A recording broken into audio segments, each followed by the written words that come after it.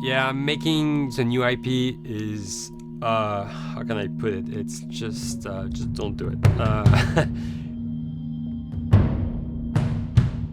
It's insane. I mean, it's a very difficult process. You have more questions than you have answers, especially when you come from like you've been making Uncharted 1 and Uncharted 2, just kind of like now like things are going, you just kind of like good momentum, and then suddenly that momentum like just drops, it stops.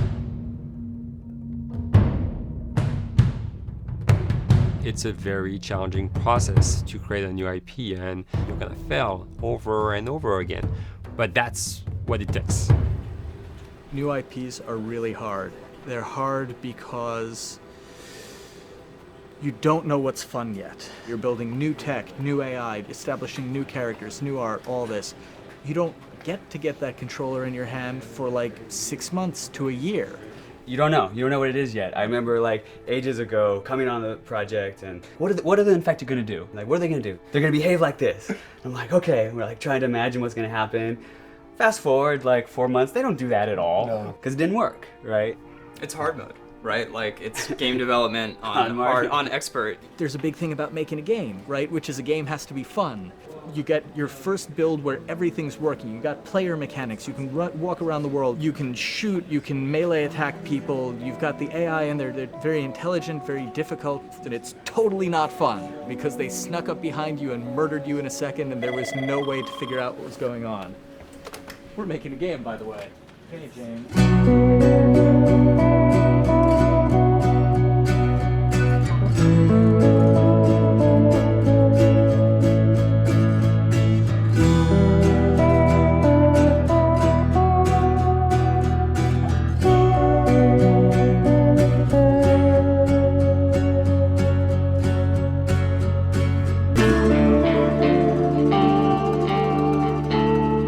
The company has grown quite a bit since I started. I think I was the 12th employee or something back when we got started, but we've tried to stay true to those smaller studio roots. I've been here for 16 years. There's just no reason to leave. I just like the environment here. It's very non-corporate. I think the way we work on Naughty Dog is kind of special because we don't really like hierarchy or bureaucracy, and no one is really just a manager here. Naughty Dog has a very flat structure. We pretty much all report to the co-presidents and the game directors. I always tell people when we hire them, just like, my job is going to be able to trust you, and that's what I want. I want just to give you something and you go with it, and I know it's going to get done. We believe in iteration, we believe in collaboration, and we believe in the people making the game working directly with each other. When we have designers and artists, animators all mixed up, anybody that's working on the same tasks, the same characters, the same areas, put them next to each other so they can communicate a lot better. We don't have a lot of meetings because if you need something to get done, you just walk over and you talk, and then you go back to your desk and you finish it up. And I really like that. I like when I just walk in the office and I see just designers talking with the programmers or programmers over the animators and talking to them. I think that's when really the magic happens. Naughty Dog, we really try to cultivate a culture where anybody can criticize anybody else's work. And we encourage people to be blunt about it and not try to sugarcoat it too much. It takes too long to be nice sometimes. It's not personal. It's based on more like how can we make a better game. We want everybody to have a voice. We want to cut out all the bullshit if we can, making sure that people are making decisions not based on ego, but what is going to benefit the game. When you see that people trust your opinion and that they value it, it's such a great feeling. You really feel like you're working as a team on a collaborative effort. We want to sort of remember where we came from and why we were successful then and try to continue that success now. We make games. That's what we like to do. Back when Uncharted 2 wrapped up and we decided that we were going to build the second team and create a new project, we kicked around a lot of ideas. One of the very earliest ideas was to go back to Jak and Daxter. It's really near and dear to us. We really love those characters in that universe, and we think that there are some interesting stories still to be told there. We started to realize that it was not going to do justice to the franchise that the fans had fallen in love with. It would be shifting it so far in a new direction that we felt that effort would be more justified in developing a new IP. Neil and Bruce came to Christoph and I and said they wanted to do a post-apocalyptic game. I think the core essence of what they wanted to do, though, was to try to tell a story about two people and how their relationship evolved over the course of the entire game. That potential, oh wow, there is something very special about that game. This is going to be polished. Like, you're not sure if it's gonna work or not, and you have doubts. And like, should we be doing a game like that? Should we be doing a first-person shooter? Whatever. Like, you ask yourselves all those questions. And the creative director and the game director are the core of the team that have to really see eye to eye. That's why you have that balance between like Bruce and Neil's gonna try to push the just the story and the characters, and Bruce is going to try to push that with just the gameplay as well. And so it's kind of like those guys are just trying always to find the right balance between the two. It's a very delicate process. We feel that the interactive medium has an untapped potential to touch the feelings of the player. You have that connectivity, the fact that I'm actually in the world and participating in what's happening on the screen in front of me. It gives us some sort of advantage to make you feel connected with what's actually happening. At Naughty Dog, that's what we're trying to do, is pair story and gameplay together. If we can make you feel like you're actually with these characters on that journey, and you're invested in those stories and those characters, then you're feeling, in theory, the same thing that they're feeling. As the story evolved and took different shapes and different forms, the thing that was always there was Joel and Ellie. And because of that, everything kind of grew out of that relationship.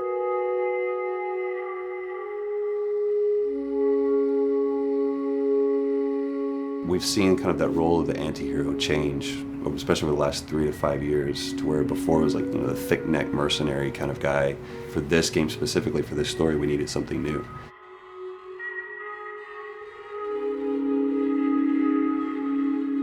The reason we didn't want to make Ellie Joel's daughter from the get-go is because it wouldn't have anywhere to go. Of course, at that point, he'd be willing to do anything for his daughter, because that is what a dad would do for his daughter. If they didn't even know each other at the beginning of the story, then we start from scratch. It's almost like the player has the same relationship to Ellie as Joel does. And we could take our time to build that relationship between these characters. And if we do it right, then the player will be feeling that same growth that Joel does. And we're kind of mirroring that emotional relationship between the two.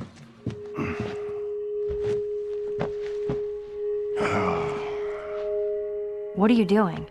Killing time. Well, what am I supposed to do? I am sure you will figure that out.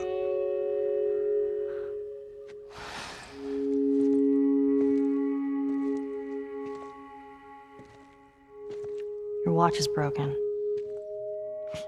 It's exciting that Neil wrote something like this, where he's like, I don't want to make the stereotypical characters. I want to make real people in this crazy situation and these forced to make decisions that are really tough. Like, what would we be like in those situations? I mean, we weren't consciously trying to pick male or female for characters. You just try to pick characters and just be honest with who they are. It almost doesn't matter, right? Joel's daughter could have been Joel's son. Ellie could have been a boy, and Joel might have been Tess. You could have swapped those roles, and I think the story would have still worked. The focus on female strength, it's so unique. You get to see what's so powerful about a woman through all of these female characters, which makes this game wonderful and unique. There's a crew of Fireflies that'll meet you at the Capitol building. That's not exactly close. You're capable. You hand her off, come back, the weapons are yours. Double what Robert sold me. Speaking of which, where are they? Back in our camp. We're not smuggling shit until I see them. I want Joel to watch over her. Whoa, I don't think that's the best Ellie. Him? How do you know them? I do think having a strong female character, especially like Ellie, is so rare in video games.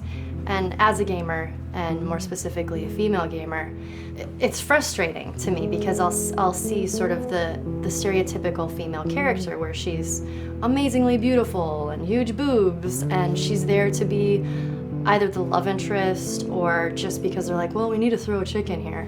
We've seen the strong woman or we've seen the weak woman. We haven't necessarily seen the empowered woman from this kind of standpoint. And there's that beautiful scene where Joel finds her inside the house and she's reading through this girl's journal going, is this really what they used to worry about? What shirt do I wear and what boy am I gonna go out with? You know, and to be met with those first world problems that we deal with every day and go, how trivial is all of this? I think it's gonna resonate a lot, not just with, you know, a female audience, but with a male audience as well. The thing that was intriguing to me after the fact is knowing that we're kind of creating a female action hero in a way, and this is her origin story with Ellie. To sort of be such a strong female character that is completely normal looking, regular t-shirt and jeans, and she's 14 and she is still a total badass, is really exciting to be a part of that. There's so few non-sexualized women in video games, especially in the main role, that we were kind of proud that we were creating one. It's very complex, and without the players knowing it, she becomes the protagonist by the end of the story. And that's why she's in the front of the box, and that's why we've been promoting the two of them together so much. Who's there? It is a dual protagonist game, and yeah, I guess I get nervous to think about it in that way.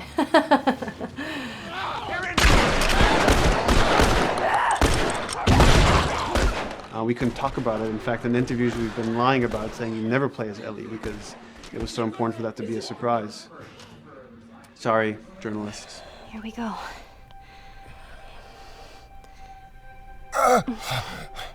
Sorry. Hold on. That's it. The tone of the game was set pretty early on that we knew that we wanted to make a really grounded story. We knew that we wanted to make the player feel the sense of tension and dread and go through the same emotional roller coaster that Joel and Ellie were going through. One of the things we kind of struggled with is to say, well, if we want to really ground this world and make it so like realistic, maybe we shouldn't have anything that could be perceived as a monster. Maybe like by just having an infection that just killed people, and it's all about humans and how they deal with this post-apocalyptic society and how different people decide to survive. Maybe that would be enough. And what we realized is because we're making an action game, a lot of the storytelling happens on the joystick. And once we remove the infected, it's like all of a sudden now we can't tell the story through gameplay of what happened to the world. And that's where we kind of went back and kind of brought the infected back in, because it lets you see, once you're fighting them, the threat that people had to deal with that otherwise would just be very cerebral and people could talk about it, but you couldn't necessarily experience it yourself. In a novel that might work, in a game for us, specifically an action game, it didn't work. And from there, when we start kicking around those ideas, and we're just like, what would be cool just to play? The early inception for it really came from a BBC video we saw called Planet Earth, where they were talking about a cordyceps fungus. This cordyceps fungus gets inside of the brain and controls these ants, and mandibles start chomping, they grow up to higher areas, cordyceps fungus sprouts out, and then it germinates. And essentially uses them to spread its infection and take over whole colonies, sometimes wiping them out. As soon as we saw it, we were intrigued by the idea of, what if it jumped to humans?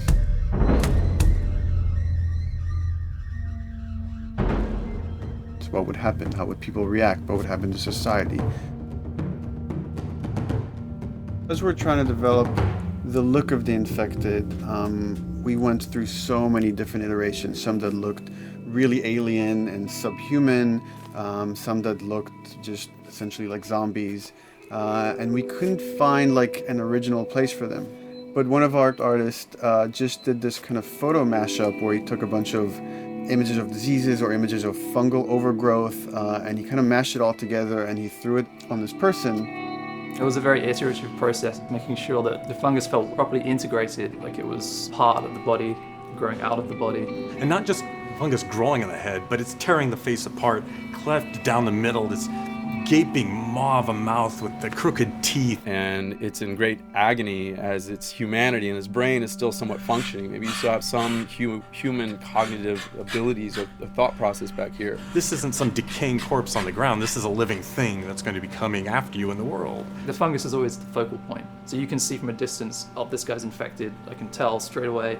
In fungus, they have these beautiful saturated colors, and we really like that conscious of this something so horrific that it's going to like stop at nothing. It's relentless force of death, and yet elements of it are beautiful. It's not just about gore. It's not just about everything about it being scary, because to us it's actually scarier when things on it are somewhat benign or somewhat beautiful. It was evident that we were onto something that was quite a bit different and something that we hadn't really seen before, which was eerily human but very disturbing. And it seemed so creepy and so unique that right away we gravitated towards it, and it's like, this is our base infected, everything should kind of come out of this look.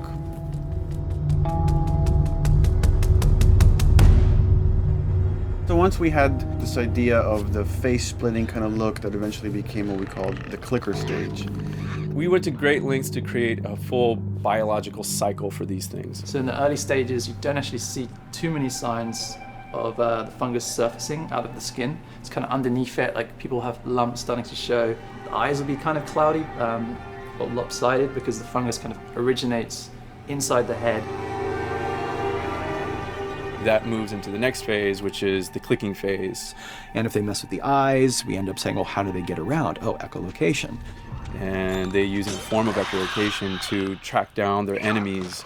Just like bats, or even some blind people can see by making a clicking sound, a sound that on its own wouldn't be very scary. And then to associate it with something that people in this world are very fearful of, so that as you're exploring an environment, all of a sudden you hear this click, and you're seeing everybody just get frightened, just everybody duck, everybody hushes. Great.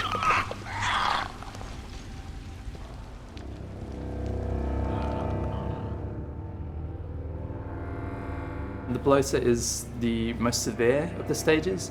So large pieces of the body has been replaced by these kind of fungal plates. The fungus completely takes over the body and blooms. They're kind of covered in things that have been growing on them. Things like moss and like little life on life kind of.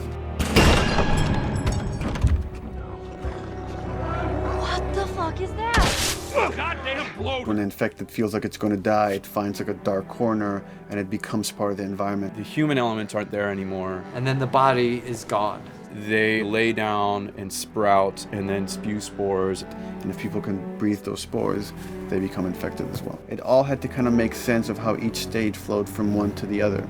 And that's hopefully how we've created a world that you can kind of look through it and understand the science behind it and say, I could buy this, I could get into this.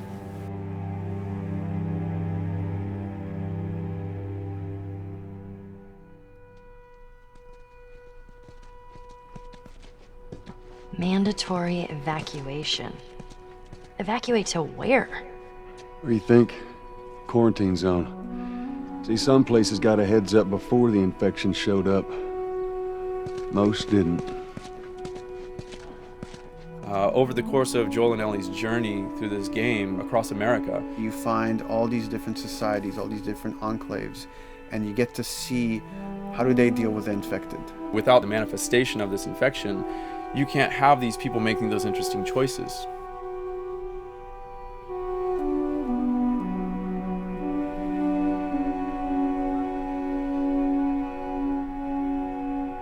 The world we decided was actually its own character, really grounded with a lot of texture. What happens, after 20 years of the fall of man, when no one's taking care of anything? This book called The World Without Us describes in detail how much fighting on a day-to-day basis we have to do to keep nature back. And once you stop doing that, how quickly nature can reclaim that. As they talk about New York and how every day they pump water out of the subway system. That system breaks down. Within 2 days, a whole city is flooded. And once water gets introduced, then structures collapse pretty quickly. Trees will sprout and wind will carry those seeds over and gutters get clogged. And then when it rains, water fills up and then pretty soon you have vegetation growing over there. And once you have vegetation, concrete breaks pretty easily for when there's a tree and roots breaking through that. Even some of the stuff we did on Uncharted, exploration of how temples were ruined. What if you took those ideas and put them in Pittsburgh or Boston? And obviously right when that happened, you can imagine that being pretty terrible to look at. But you think about 20 years later, and with rainwater filling up those sinkholes and then those becoming like little marshes with lily pads in them. We had this wonderful piece of concept art we developed really early on, and there are all of these wild animals that have escaped from a zoo and over the past 20 years have bred, and now they have herds roaming these cities. And that's something that tells you that life goes on and this world is worth saving.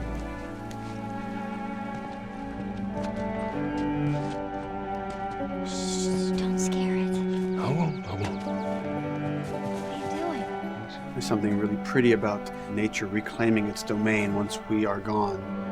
So fucking cool. We have another level of OCD of the logic goes into some of these environments.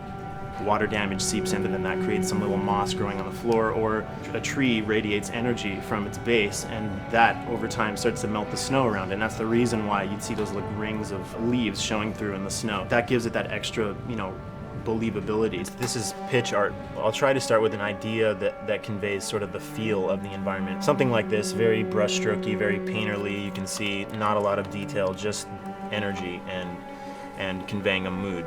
This is sort of just a conversation starter, and then this would be more of an actual space. So you start talking about, is this too tight of a space right here? Would the player even fit through there? Do we even want to include water? Those are conversations you start having a little bit later.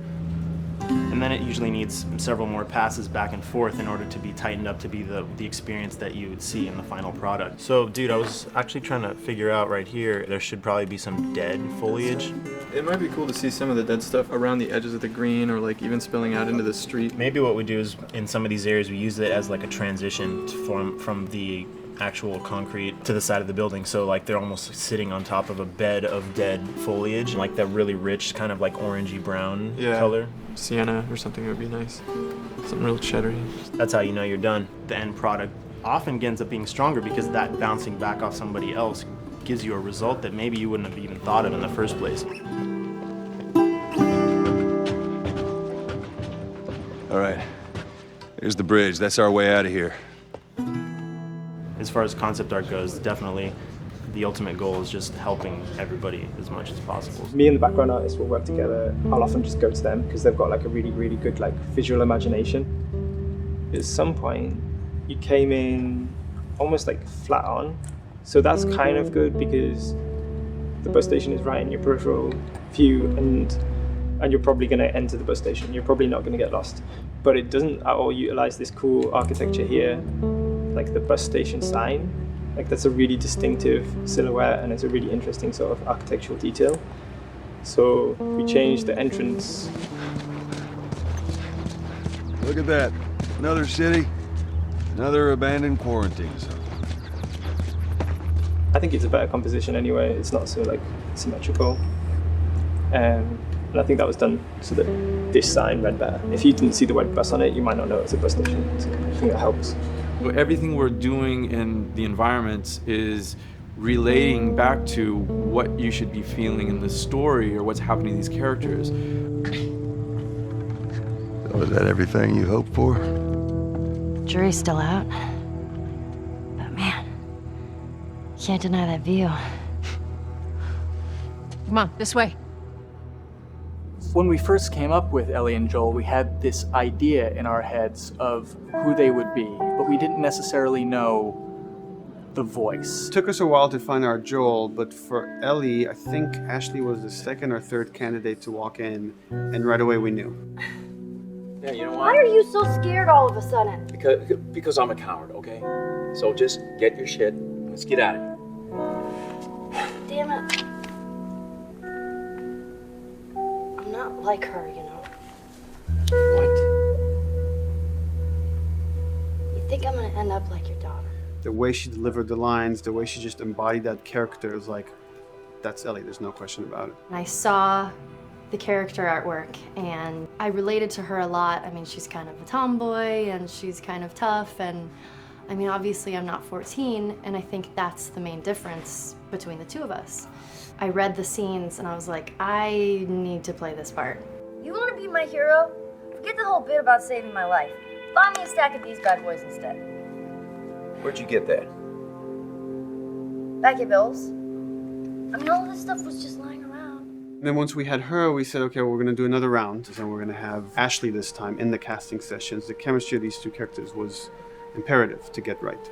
Troy was a really interesting casting for Joel because when you see Troy, he doesn't look like Joel at all. You know, he's so handsome and he had like, you know, the frosty hair and totally looked like Final Fantasy. And so I'm like, yeah, I don't know. He's like this tall, pretty. It didn't seem right. I walked into the room fully aware that I was the youngest person that they were seeing for this role. There was a line that was in the audition side that says that Joel has few moral lines left to cross. And so that became the anchor point to the character. But then as soon as he spoke and he had the grit in his voice, warm yet kind of dangerous. And his movement is just like you bought into it. Why are you so scared all of a sudden? Because I'm a big coward, okay? Now pack up your shit and let's go. God damn it. I'm not her, you know. What? You think I'm gonna end up like your daughter? Lily, you are treading on some very thin ice right now.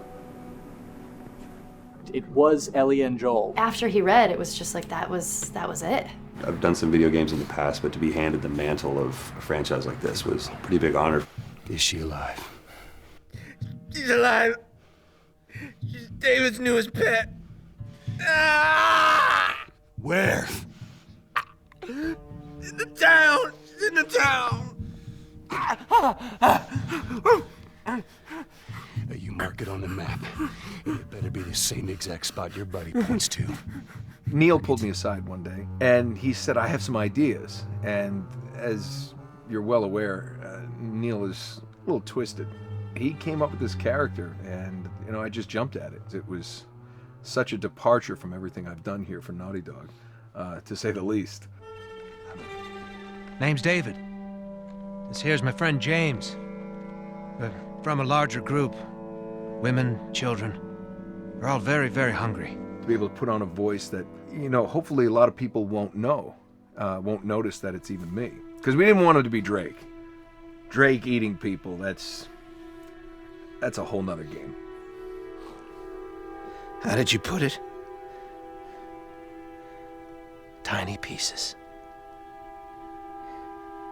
See you tomorrow, Ellie. Certain voices that I can do wouldn't fit the David's artwork, but he showed me the art, and I said maybe it's something like this, where everything's, it's very quiet, and just, he's not really sure, and the voice can break a little. And he just looked, he goes, yeah, that's it. So I'd love to tell you, we hashed it over and we talked. No, it just, I looked at the picture and I tried something, he said, yeah. A few weeks back, I sent a group of men out a nearby town to look for food. Only a few came back. And turns out that the others had been slaughtered by a crazy man. And get this, he was with a little girl. You see, everything happens for a reason. Ashley, she brought humor to it. She just has some really great comedic timing. The way she reacts to the things around the world with a little bit of sarcasm, that teen kind of like trying to get a rise out of you. Now watch your step as you're going out, because it's going to be a little... It just brought a certain levity to the story that the story needed. You didn't even realize it needed it until she started doing some of that stuff. Oh, I'm sure your friend will be missing this tonight. Mm-hmm. It's light on the reading, but it's got some interesting photos. Now, Ellie, that ain't for kids. Whoa! How the hell would he even walk around with that thing? Get rid of that. Hold your horses. I want to see what all the fuss is about. Oh, why are these all stuck together? I'm just fucking with you. Bye-bye, dude. Throughout the course of shooting over these past couple of years, Ellie and I have kind of morphed into each other, which I know sounds so cheesy. Neil always asks, he's like, well, what would you do in this situation? I think the most important thing that Ashley brought is a sense of capability to Ellie's character that wasn't there in the beginning. The very first thing we shot involved her being pulled out of a car and attacked, and Joel was supposed to go save her. It was written that Ellie sort of was just kind of watching on the side, just waiting till he was done, and I was a little frustrated because I was like, well, if this were real life, I would do something. We did a couple takes, and at some point she walked up to me and she said, I feel like I'd hit him. So we added in a part, like, right there off the bat, she's not just this damsel in distress. Right there, she wanted to fight back from her very first day of shooting. We didn't have it right initially. She needs to be more capable than initially we thought she would be, and actually that made us go back and rethink combat and rethink a lot of the areas in the game, and now she was going to take a much more active part.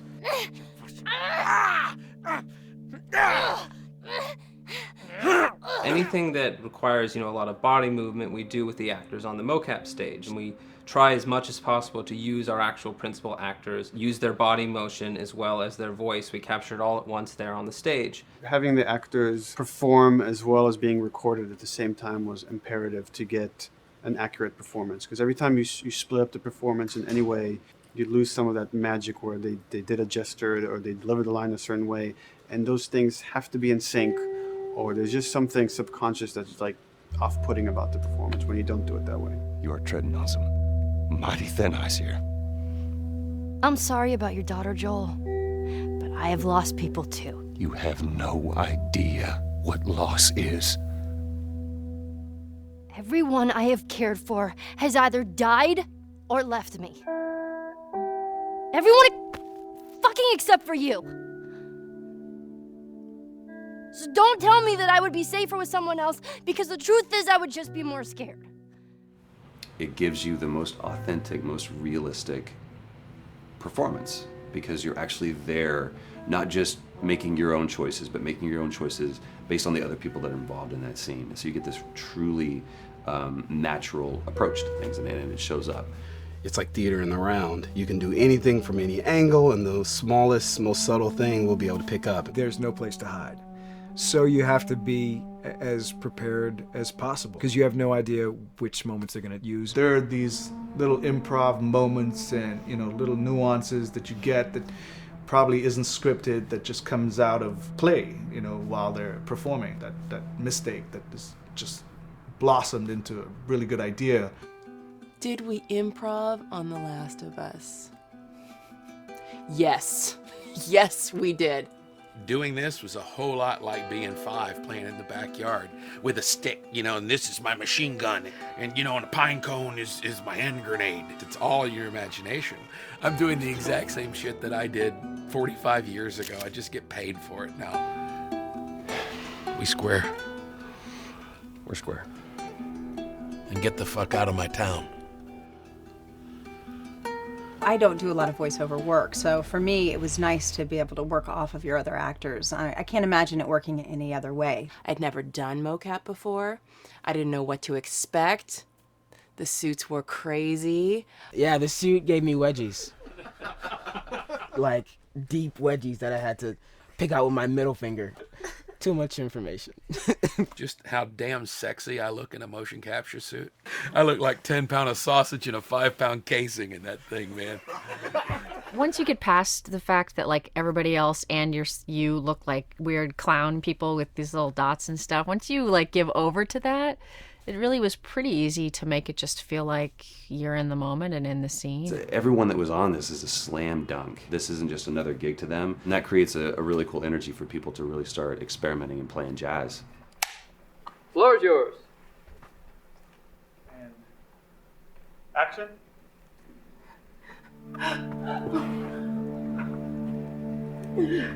Fuck off! Hey! Oh, let her go! Don't worry, this is fixable. But I can't come with you.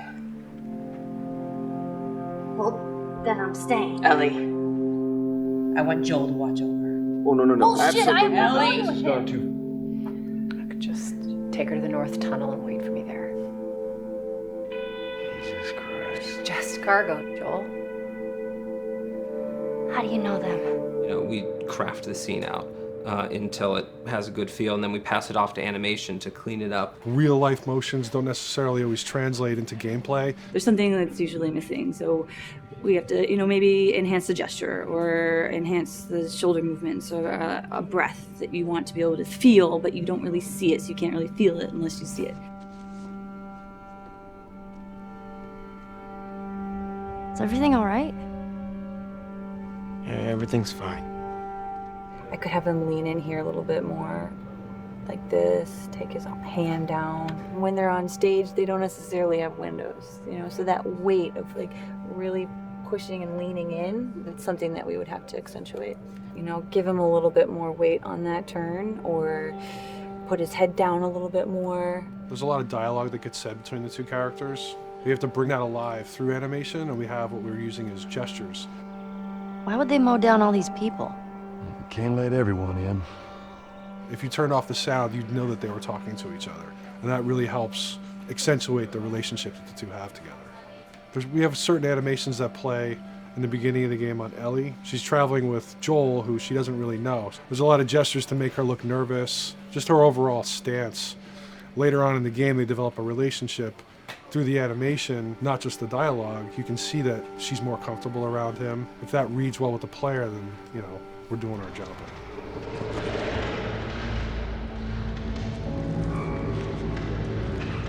We want her to look scared when she gets a gun. We want her to look scared of the gun.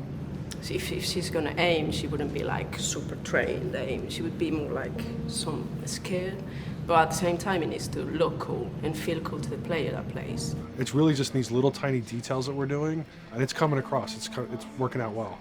We don't do facial capture. We don't track eye movements on stage. It's just the motion capture data. Everything that you see on the faces is hand-keyed. As you can see, this is all of her mocap data.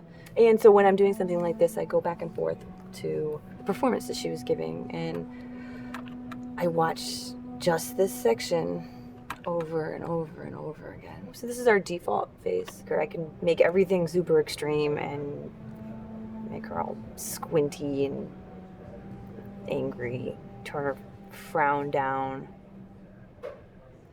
I can open her mouth, stick her tongue out.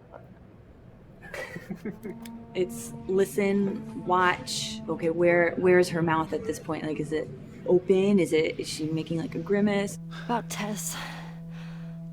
I don't even know. Here's how this thing's gonna play out. You don't bring up Tess. Ever. Matter of fact, we just keep our histories to ourselves.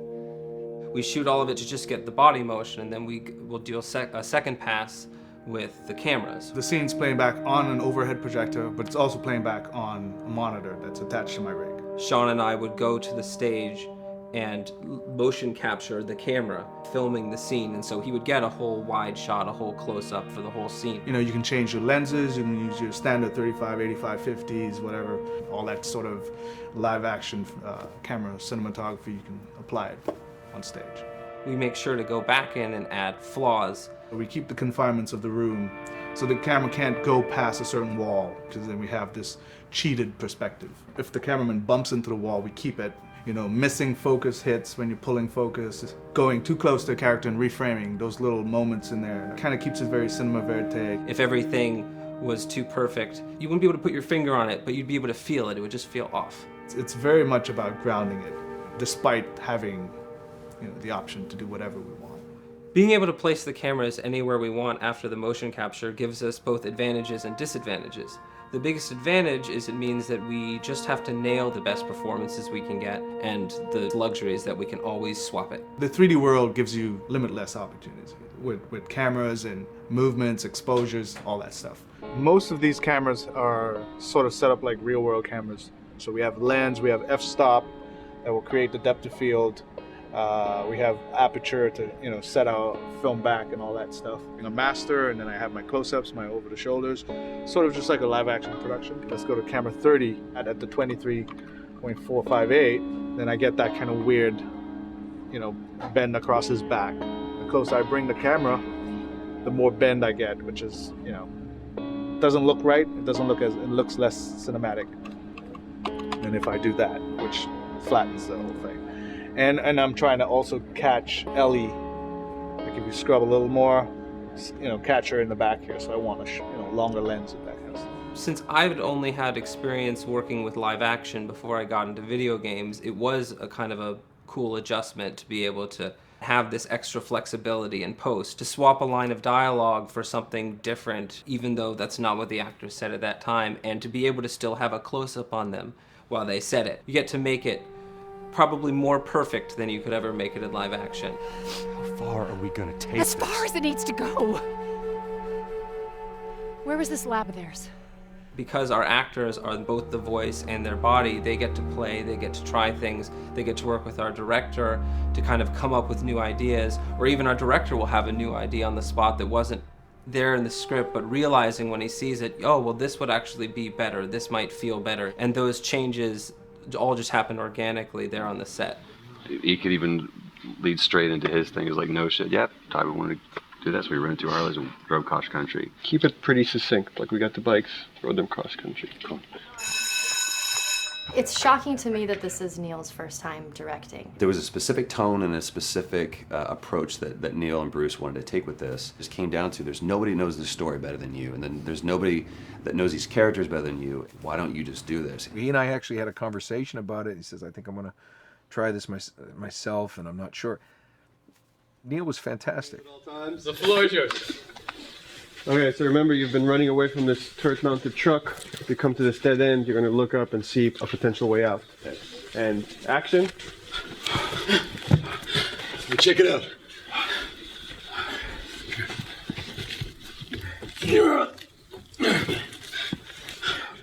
I mean, his writing is honest, and it's dangerous, and it's natural. And I love his economy of words. He doesn't hit everything on the nose, so it leaves it open for you to interpret and bring some nuances and things like that. The entire process is collaborative, but really it's led by Neil's willingness to change and flow and decide something doesn't work, fix it right there in the moment. And it is something that's very foreign to the way that TV and film is done now, where everything has been micromanaged by the time you get it to the table read, and no one wants you to change anything, and everything's very precious and has been rewritten with notes from 20 people in suits, and you can't do that just anywhere in entertainment these days. Yeah, I want to make sure. I think I swung too far over to this way, and now it's a little bit of making jokes about it, and we need to bring it back to center a little bit. There's one scene in the game where we see Joel not as a ruthless survivor, but as a father. I knew from the very beginning that he was going to lose his daughter, and I just told Neil, I was like, when that day comes for us to shoot that, I need a heads up. About a week before, he said, it's time, we're going to do that scene. I was like, okay, because I knew that I was going to have to go to this place that you don't really want to go to as an actor. You want to find some aspect of reality that you can empathetically draw from, Troy and I were both kind of just like walking around for a while and just kind of getting into the zone, and well, my grandpa died when I was 8. He was like my dad, and so that's always what I use to get into that place. I started recalling all those memories and starting pulling up all those feelings, and they're just right underneath the surface. When I walked back in, everyone realized that something was different. They kind of like calmed down, You could feel the energy just like drop a little bit more. It was brutal. I lose my shit. I mean, just completely break down. Don't do this, please, God, no. Oh, God, no!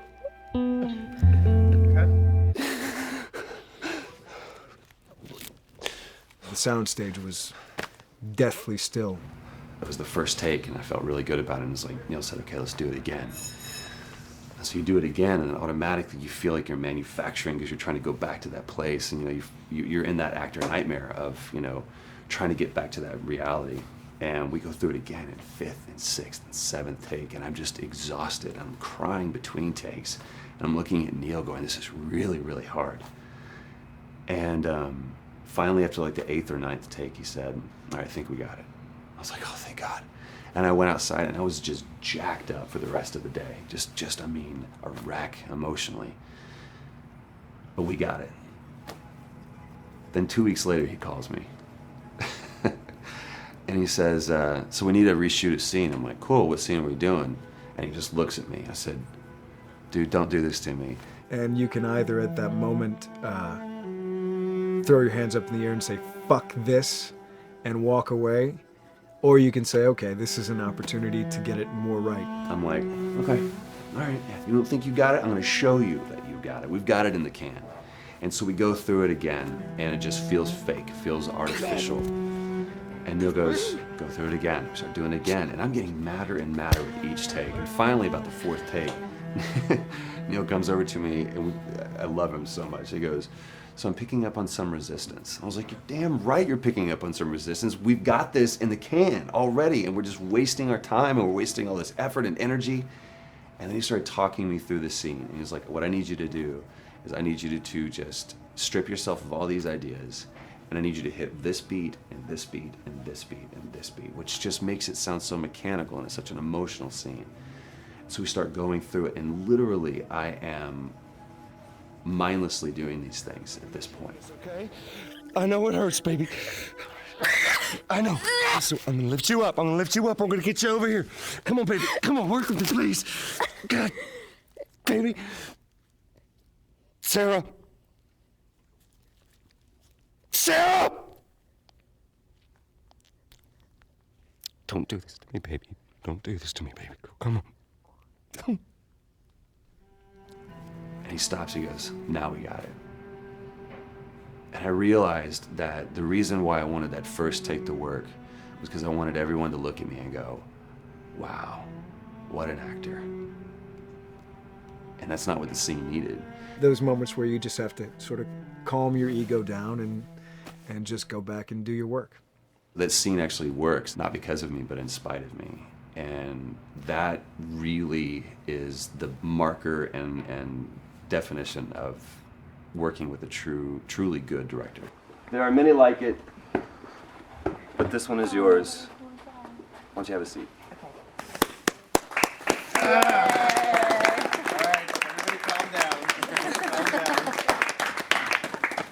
Thanks, guys.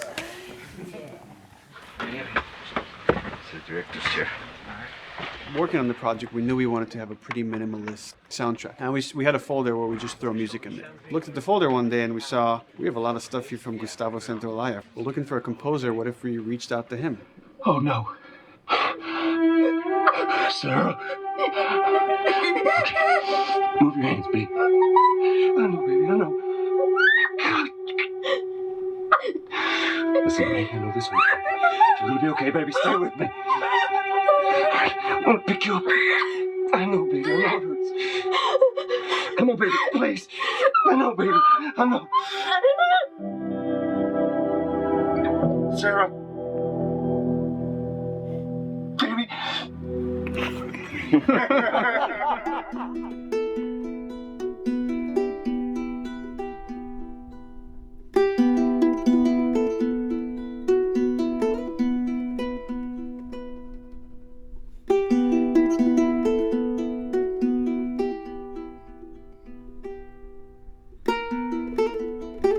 My life has been and still is kind of like a road movie. I grew up in Argentina. I came to the United States in 1978 because we had a horrible political situation in Argentina. We had a military dictatorship where 30,000 people disappeared at the hands of the government and many other more were tortured, and I was blacklisted. It was just impossible for me to keep on living there. I've been in jailed many times since I was probably 15 years old just because I had long hair and I play an electric guitar. So I had to embark on this trip. I can relate to that kind of need of movement and going to the next place and the next place and the next step. I'm always attracted to the possibility of getting involved with a project from the very beginning. I like to work from the script and talking to the director. It's never been, oh, give me a piece like this, or give me a music that's this. It's just been very high level. Here's what the story's about. Here are the themes.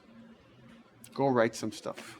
Since I don't know how to really read or write music, the way I produce music is actually recording it. So I like to come early in the projects, and I did in The Last of Us.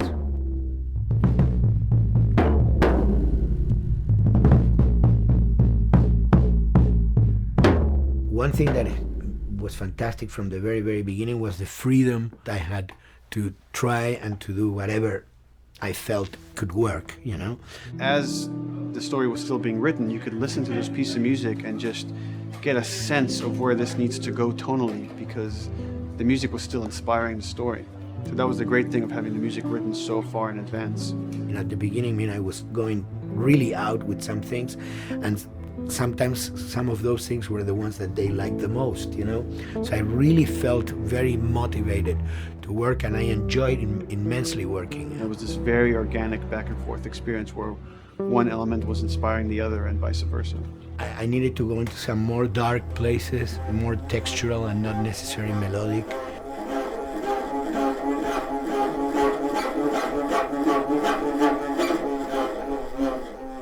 I'm always trying to sort of push myself into playing instruments that I don't know how to play. There's an element of danger and innocence. Lennon once said, you know, give me a tuba and I will be able to do something. I'm an artist. I should be able to do something.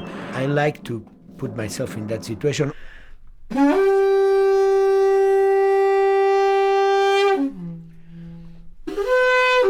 So these are just PVC pipes, the one used, you know, in constructions.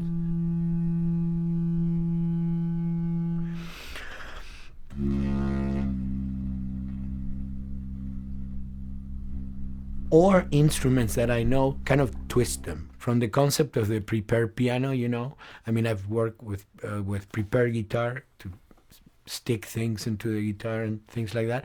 And also in The Last of Us in particular, I work with a detuned guitar. So I really tune the guitar extremely low. And the result is, you know, strings that are very loose and will produce not only sound, but produce noise.